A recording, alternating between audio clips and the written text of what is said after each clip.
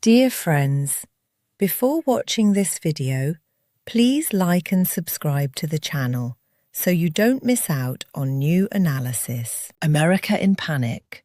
Russia and China strengthen alliance. The West loses control. Something is shifting, and not in the way the West hoped it would. For years, the grand strategy out of Washington and Brussels was elegant in its simplicity. Drive a wedge between Moscow and Beijing, isolate Russia economically, and watch China quietly distance itself from an inconvenient partner. It was a plan built on assumptions, and assumptions, as history keeps reminding us, are the most expensive thing a superpower can afford. Well, here we are. Friends, welcome. You are watching our channel, and today we have something genuinely serious prepared for you. Make yourself comfortable, because what follows is not a collection of dramatic headlines stitched together for effect. This is a picture. A real, uncomfortable, evolving picture of where the world actually stands right now. We will go through everything. The Russia-China alliance and what it actually means. The West's quietly unravelling strategy. The strange theatre of peace negotiations that nobody quite believes in. And a few smaller stories that tell you more about the current moment than any official press release ever will. Thank you, as always, for your warm support. Now let us begin, step by step, the meeting that changed the calculation.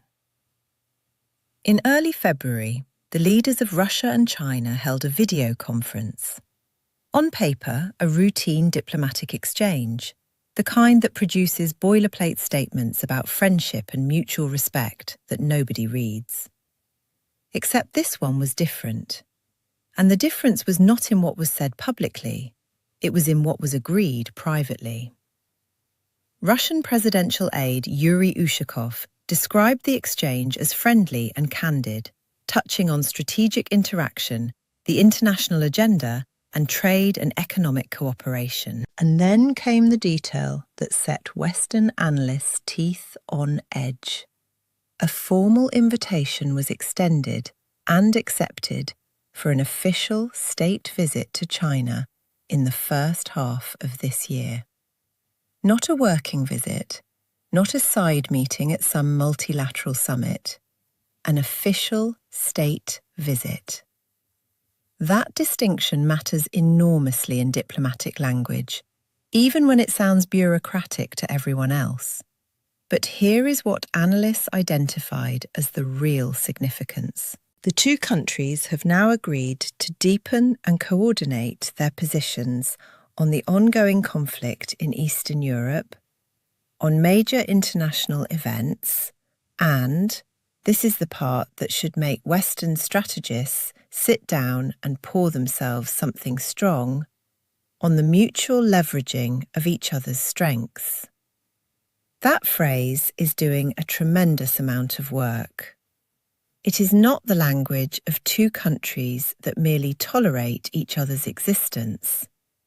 It is the language of a functioning alliance. And the West noticed. Of course it noticed. The quietly cherished hope for years was that economic pressure on Russia would force a divergence. That Beijing, ever pragmatic, ever calculating, would eventually decide that its relationship with Washington and the European market was simply too valuable to sacrifice on solidarity with Moscow. That hope is now officially deceased. What the February conference confirmed in the bluntest possible terms is that the strategy of separating the two Eurasian giants has not stalled, has not been delayed, has failed. Now pause here for a moment and think about what this means structurally. Russia brings military experience, energy resources, raw materials and, After years of operating under the most aggressive sanctions regime in modern history, a surprisingly resilient economy that has learnt to function without the West. China brings manufacturing capacity, technology, financial infrastructure, and the world's largest consumer market. When you combine those two profiles deliberately, strategically, with coordination across military, political, and economic dimensions simultaneously, you are not looking at a friendship. You are looking at a counterweight. A genuine, functioning counterweight to the Western-led international order. The question is no longer whether this alliance is real. It clearly is. The question, and it is a genuinely fascinating one, is how far it goes and how fast. Now here is a question for you. Do you think the Russia-China alliance will continue to strengthen over the next 5 years, or will economic pressures eventually pull them apart? Write your answer in the comments below. We are genuinely curious what our audience thinks. The negotiations that nobody believes in. Let us move to the peace process, or rather, to the performance that has been running under that name. The 2-day consultations in the UAE, held with American mediation, produced, by any honest accounting, almost nothing publicly verifiable. And that silence is itself the story. After the first day, the leader of the Eastern European state said the next round would take place in America. After the second day, Kremlin spokesman Dmitry Peskov clarified that a meeting on American territory had not been discussed at all. Not postponed, not under consideration, not discussed. So within 24 hours of the same set of talks, 2 official spokespeople gave completely contradictory accounts of what was agreed. And somehow, the mainstream Western press found this entirely unremarkable. That, friends, is the current state of diplomatic reality. But let us look at what the silence actually signals. In previous rounds, every party rushed to cameras, eager to declare victory and shape the narrative. When parties go quiet after negotiations, one of 2 things is happening. Either they have reached something fragile that they fear damaging by speaking too soon, or they have reached nothing at all, and the silence is a way of buying time before that becomes obvious. The tragedy is that distinguishing between these 2 possibilities from the outside is nearly impossible right now. What leaks to American media suggested was that the main topics were technical arrangements, a ceasefire framework, and monitoring mechanisms. Think about that. If those really were the main topics, the parties are not negotiating the fundamental political questions at all. The territorial question, the security architecture question, the question of what a stable post-war order even looks like. They are negotiating the plumbing of a deal, while the house itself remains in fundamental dispute. Russia's core demand has not changed. The response from the other side has not changed either. It comes in variations, but the substance is always the same word: no. Meanwhile, the leader of the Eastern European state has found a constitutional anchor. The country's founding document prohibits cession of territory without a referendum. This is a legal argument that is simultaneously entirely legitimate and completely paralyzing. And so, according to Reuters, Trump's envoys reportedly demanded that Kyiv hold a referendum in the shortest possible timeframe. If accurate, what is more likely is that the referendum becomes the next choreographic element in the ongoing ballet. Preparations will be announced. Russia will be asked to observe a ceasefire during the preparation period. The preparation period will extend, and everyone will maintain the polite fiction that a political solution is being earnestly pursued, because admitting the negotiations are theatre is too costly for too many parties. Here is the genuinely important thing to understand about why Russia participates in this theatre at all. It is not naive, it is calculating. There are at minimum two concrete benefits even unsuccessful negotiations produce. First, humanitarian outcomes, prisoner exchanges, are real and matter to real people. Second, engaging with the Americans as a major power player is itself strategically valuable. It normalizes channels. It creates habits of communication that could matter enormously when real negotiations about strategic security and the future of the European order eventually begin. President Trump wants a quick, visible win before his domestic calendar fills up. His envoys have reportedly signalled to the Ukrainian side that the president will soon be consumed by midterm congressional elections. This was presumably intended as pressure, but the effect may have been precisely the opposite of what was intended, because if you are betting on the midterm elections changing the political landscape in Washington, hoping a shift in congressional balance will revive financial support and potentially impeachment proceedings, then being told Trump's attention will wane before those elections is not a threat. It is a schedule.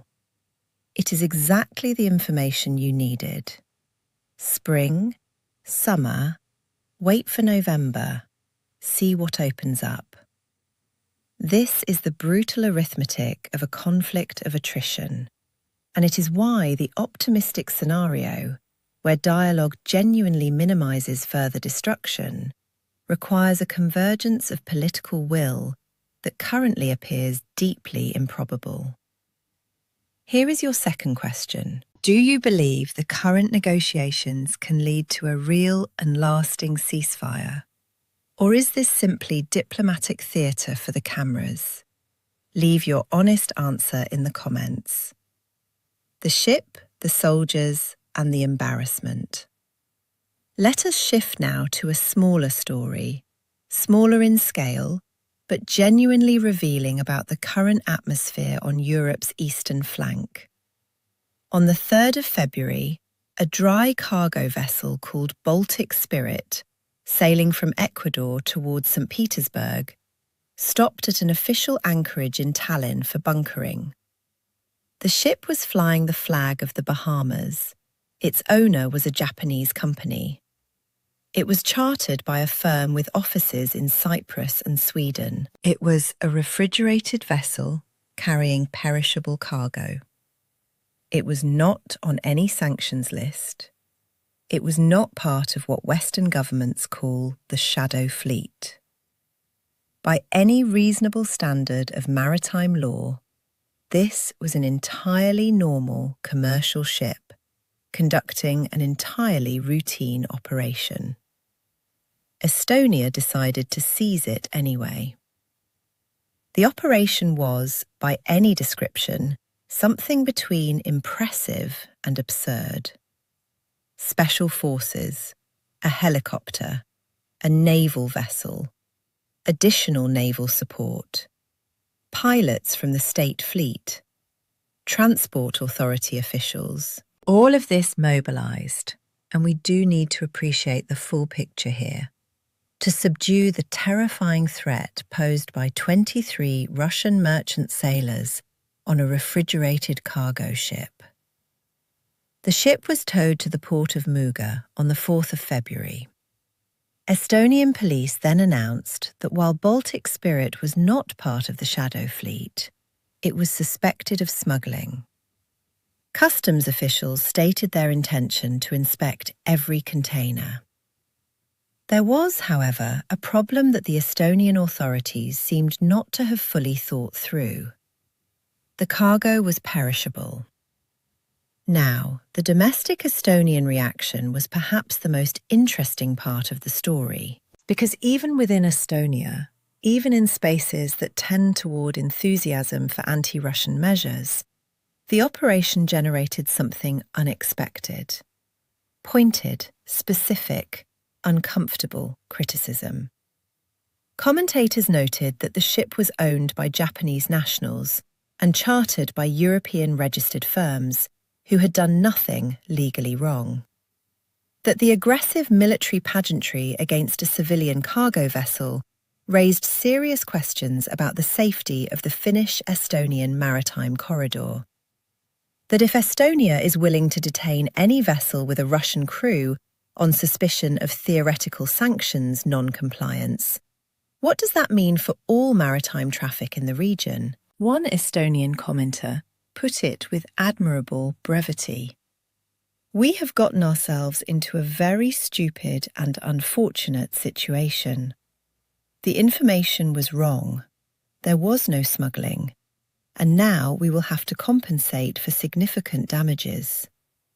If the ship had actually been carrying contraband, it probably would not have shown up in our waters at all.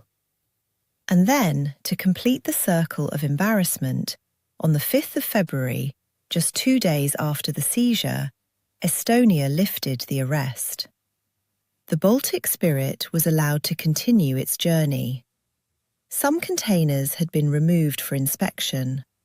Nothing suspicious was found. The whole episode lasted 48 hours and accomplished nothing except generating diplomatic friction with Japan and 2 EU member states, questions about Estonian reliability as a maritime neighbour, and, perhaps most pointedly, the observation that when a Russian naval vessel appeared in the same waters some months prior, Estonia had shown considerably less enthusiasm for bold unilateral action. This contrast is not complicated. There is a hierarchy of targets that prove acceptable to confront. Russian merchant sailors on a chartered civilian vessel, acceptable. A Russian naval vessel with guns, a different conversation entirely. Bark loudly at the manageable. Observe carefully the unmanageable. This is rational behaviour in its way, but it is not a strategy. And before we continue, here is the personal question we promised. Where in the world are you watching this video from right now? Drop your country or city in the comments. We always love to see where our audience is. The architecture nobody is talking about. Let us return to the alliance, because the Russia-China alignment is not simply a political story. At its deepest level, it is an economic story. And economic stories are the ones that take the longest to become visible, but produce the most durable consequences. The sanctions regime assembled against Russia was premised on a model of economic interdependence that had been outdated for at least a decade before it was deployed. The assumption was that Russia's integration into the global financial system gave the West effective leverage. Cut the dollar flows, sever the SWIFT access, eliminate the European energy revenues, and Russia would face a choice between economic collapse and political capitulation. What actually happened was instructive. Russia did not collapse. It contracted sharply, then adapted. Trade was rerouted. Parallel systems were built. New partners absorbed what Western markets vacated. China absorbed the most, as a buyer of Russian energy at discounted prices, and as a supplier of goods Russia could no longer source from the West. India did the same. Turkey played both sides with remarkable agility. The sanctions did real damage. They also demonstrated, involuntarily but unmistakably, that a sufficiently large economy, with sufficiently determined political leadership, can restructure itself faster than Western policymakers believed possible. And in doing so, Russia accelerated exactly the process Western strategy was supposed to prevent.